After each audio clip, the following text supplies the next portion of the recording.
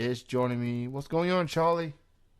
Well, not much at all, Kenny. How are you doing? I'm doing real good, and thank you for being back on the show, man. Welcome back. Well, thank you very much, Kenny. I was just thinking today, we can't wait another year like this. We're going to have to make sure we do this a little more often. Oh, I miss you guys. hey, How you guys been? I've been good, man. The show was on a hiatus because I had work, but my shift has changed, and because of that, I can do this show again. And I can chat with you, man. I Uh, love it's, it. and I it's mean, all good. don't they realize that pro wrestling should always take precedence over real life and work and stuff? I guess some people don't get the memo, Charlie. I guess some people don't. Clearly, clearly, Uh, clearly. I don't know. Maybe they into soap operas or some reality TV shows or something that's I don't know. Um, but nonetheless, last time we talked mostly about your wrestling career, and up to this point now. Let's talk about what you've been up to since the last interview we did. From my understanding, you formed a tag team now. Talk about what you've been up to as of late. well, let's see here. We'll kind of go back to about September, where things kind of really started to change for me. I was kind of flogging around, and I wasn't getting anywhere. So I decided to make a life change, and we won't make a big deal out. We'll just go quickly. But I decided not to be drinking a lot of beer anymore before the matches. Not a good thing. But to get that away, we were up in Northern Outlaw Wrestling in Minot, North Dakota, and every September they have what's called the Vegas 8 tournament. And what it is, 8 competitors across, the United States, and I ended up winning that. It was beat a guy called Horse the Psychopath in the first round, which, going back, Horse is one of the guys that I respect and I love the most in this business. I've learned a lot from him, and the fact that I got to go up there and, the big guy made a mistake and I took advantage, and I beat T-Bolt's Hot Shot in the semifinals, another tough competitor, and then from the Twin Cities out there, the Prophet, probably the hardest match I've ever had in my life. And I mean, like I said, you always talk about your tough competitors. I got the better of Nick, the Prophet that day, and I hope that I get across his path one more time. I may not be as lucky this time, but sometimes it's always better to be lucky than good. Let's see, we've been all over, Kenny. We've been up to Thief River Falls several times. We got North Star Entertainment Pro Wrestling up there. Judge Enrich and Born Champions Wrestling in the Twin Cities. And now just last week we were with Dustin Franz and Hot Shot Sean Travis out there for the IWA in Ham Lake, Minnesota. So, we're getting around the upper Midwest, and it's excuse me, probably my favorite part so far the last, 4 months is winning the Vegas 8. My Uncle Pa, I'm from the South, so, we do kind of things a little, bass backwards down here. But Uncle Pa made me a title belt. He was so proud.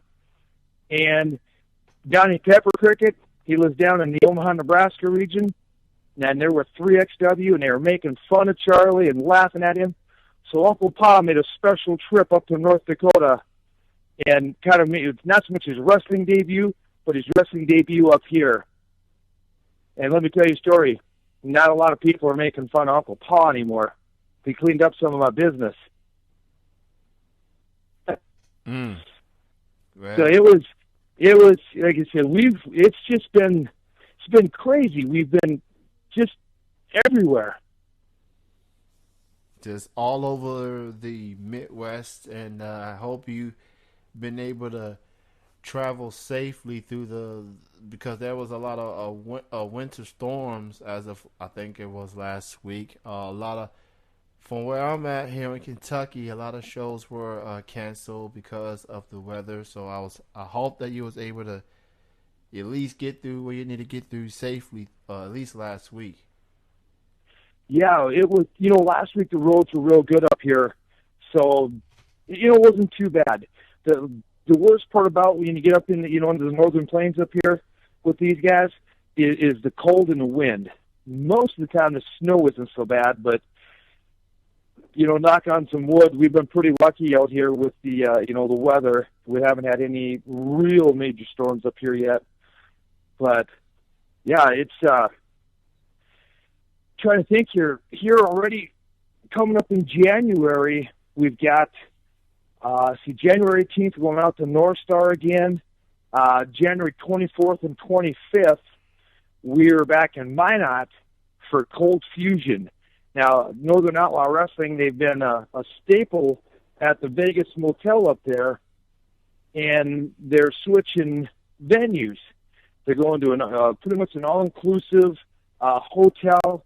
Basically, what's going to happen is those guys walk in, they plug in their computers, and the whole sound system's there, microphones, lights, cameras, floor-to-ceiling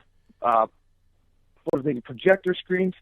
It is going to be the best venue I think that the Upper Midwest has ever seen. And if you want to check out some of that stuff, go on to Facebook. That's the best place to get your wrestling fix. Northern Outlaw Wrestling on there. Like all the ones I checked, I talked earlier, Born Champions, the IWA, that's Intercontinental Wrestling. I believe it's Alliance. Well, I hope I didn't butcher it and screw them up. It could be the association. But, North Star Wrestling, that type of thing. And, you can see pictures of all the guys up there and stuff for what we've done.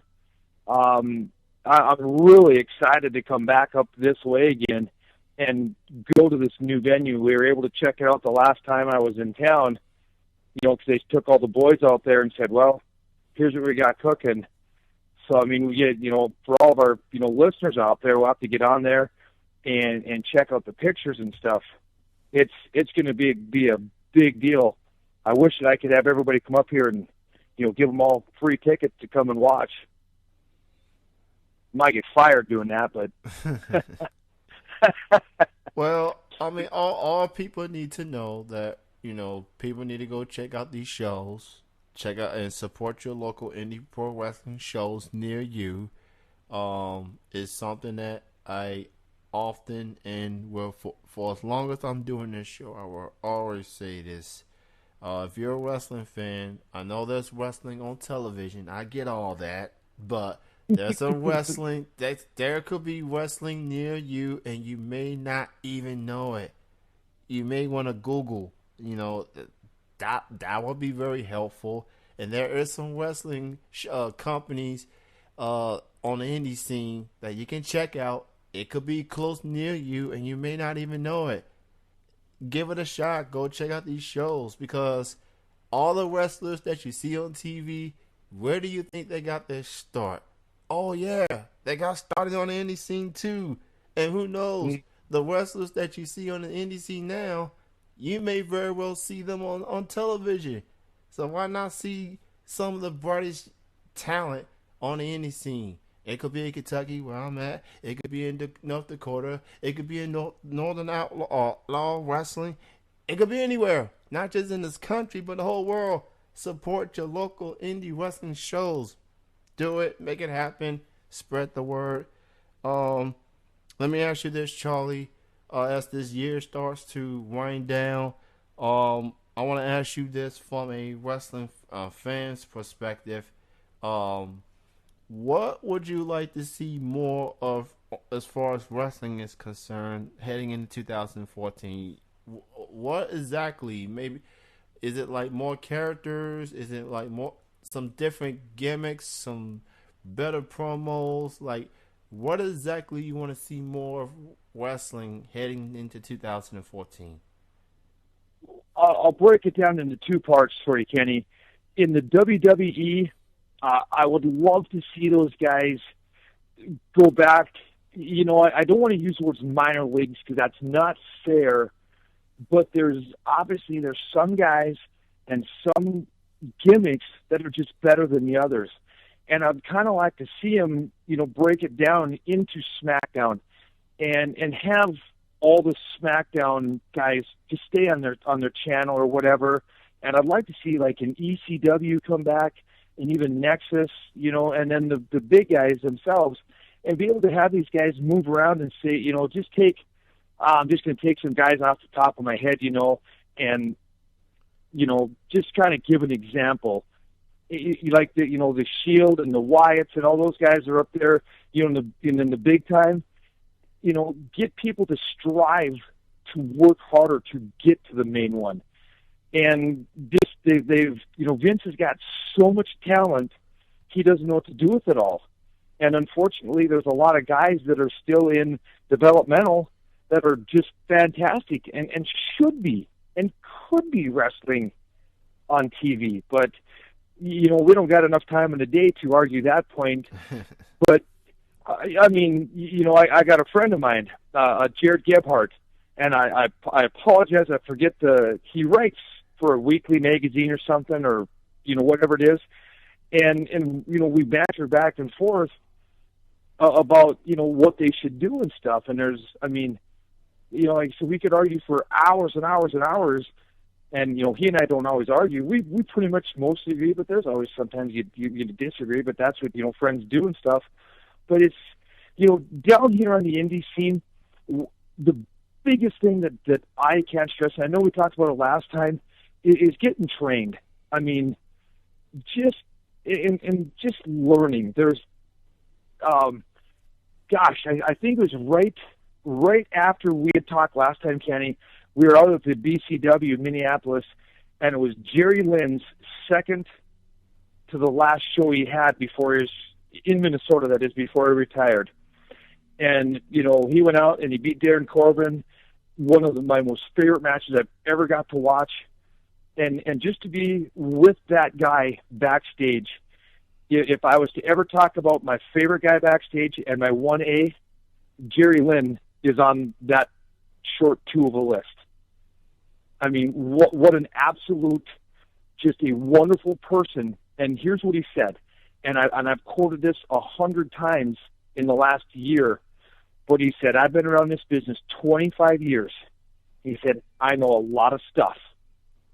And he said, he said, all that stuff I know is a drop in the bucket of what there is to be learned. And I just went, wow.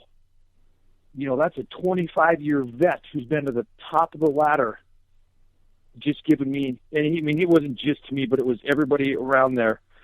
And just to be able to hear that from a guy, I just went, that's really, really smart advice and good advice. And there's lots of guys, that are way better than me and way worse than me.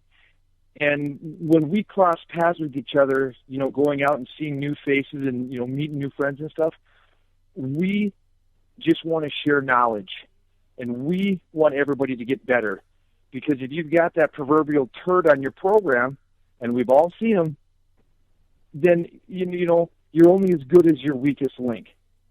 And that's all I would ever try to do. I've got guys like Sammy Savard up here, I've been with, and Adam Knight, and these type of guys. And when they take you aside and give you advice, just smile and nod and accept it.